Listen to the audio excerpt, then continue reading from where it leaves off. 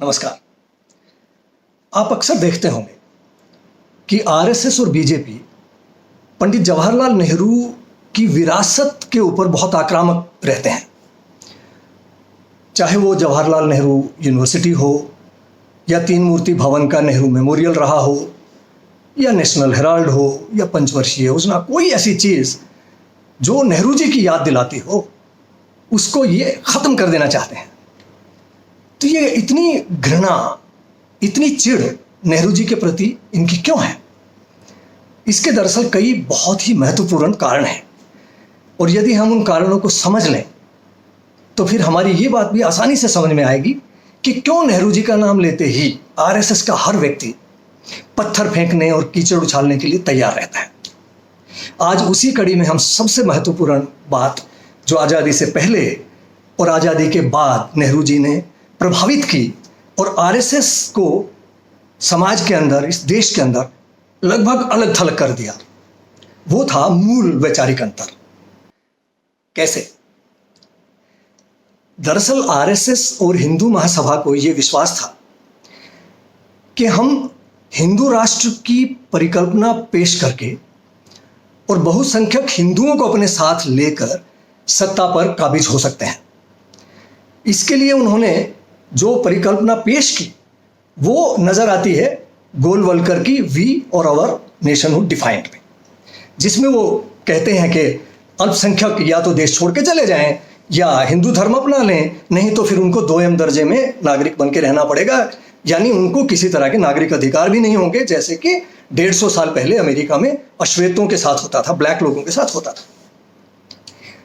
लेकिन इसके साथ ही उन्होंने दूसरा भी एक दर्शन शास्त्र प्रस्तुत किया, और वो था अखंड भारत का, कि ये भारत जो है ये बहुत विशाल है, महान है, और इसकी विशालता अफगानिस्तान से लेकर बर्मा तक, बल्कि इंडोनेशिया तक, और इधर चीन के दक्षिण से लेकर तिब्बत से लेकर और श्रीलंका तक है, और हम इसको एक दिन एकजुट करके वही अखंड भारत स्थापित करेंगे, जैसी उनकी परिकल्पना में भारत कभी हुआ करता था।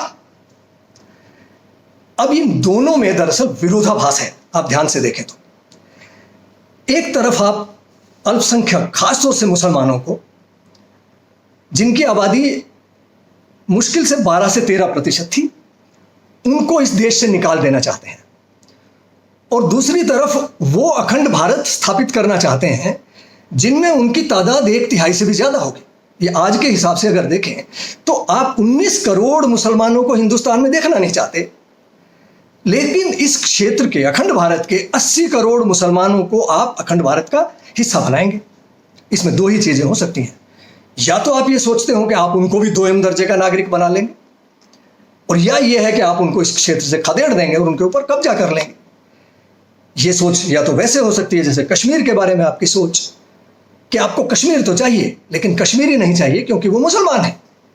ठीक वैसे ही आप सोचते होंगे कि अफगानिस्तान से लेकर इंडोनेशिया तक सब मुसलमान को खदेड़ देंगे या उनको गुलाम बना लेंगे और हिंदू राष्ट्र की स्थापना करेंगे अखंड भारत के रूप में। लेकिन इसके लिए आपको सोचना पड़ेगा कि क्या यह संभव है। वो अफगानिस्तान जिसकी आबादी सिर्फ 2 करोड़ है, वहां अमेरिका और सोवियत संघ जैसी सुपर पावर्स अपने खरबों डॉलर खर्च करके अपने हजारों सैनिकों को खपाकर उस पर नियंत्रण नहीं कर पाए। उस अफगानिस्तान को आप अखंड भारत का हिस्सा बना लेंगे, पाकिस्तान, बांग्लादेश वगैरह को छोड़िए। आप उस तिब्बत को और दक्षिणी चीन को अखंड भारत का हिस्सा बना लेंगे, उस चीन के हिस्से को जो चीन भारत के अंदर घुस के बैठा हुआ है, अरुणाचल प्रदेश और लद्दाख में, और आपसे चीन कहने की हिम्मत आप में नहीं हो रही। उल्टे आपके सबसे बड़े नेता जो आज प्रधानमंत्री पद पर हैं, वो क्लीन चिट देते हैं चीन को कि ना कोई घुसा था, ना कोई घुसाया है, ना कोई घुसा हुआ है वगैरह। यानी उस चीन के क्षेत्र को भी आप अखंड भारत में शामिल करने की बात करते हैं। इंडोनेशिया की करते हैं जहां पर लगभग 85% मुसलमान हैं। इसलिए ये विरोधाभास के एक तरफ आप अल्पसंख्यकों को नकार रहे हैं और दूसरी तरफ आप अल्पसंख्यकों को इस पूरे क्षेत्र में यदि देखें तो वो बहुसंख्यक बन जाते हैं, हिंदू अल्पसंख्यक हो जाते हैं।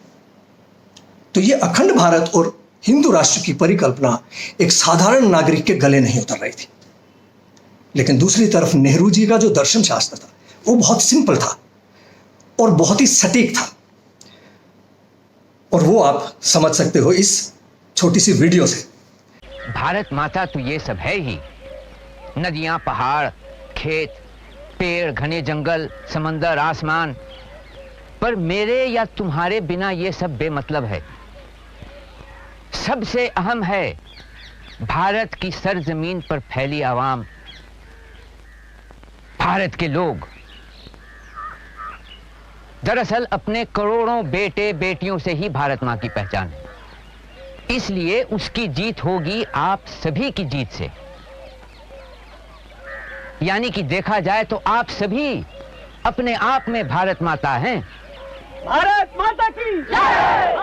नेहरू जी के विचार के हिसाब से भारत माता की परिभाषा का सबसे महत्वपूर्ण तत्व हुआ लोग, इस देश के नागरिक। फिर वो किसी भी धर्म के हों, हिंदू हो, मुसलमान हो, ईसाई हो, किसी भी जाति के हों, स्वर्ण जाति के हों, दलित जाति के हों, वो आदिवासी हों या शहरी हों, महिला हो या पुरुष हो, सब समान हैं। और उन्हीं के आधार के ऊपर हर कार्यक्रम, हर योजना का निर्धारण होगा, ये तय हुआ।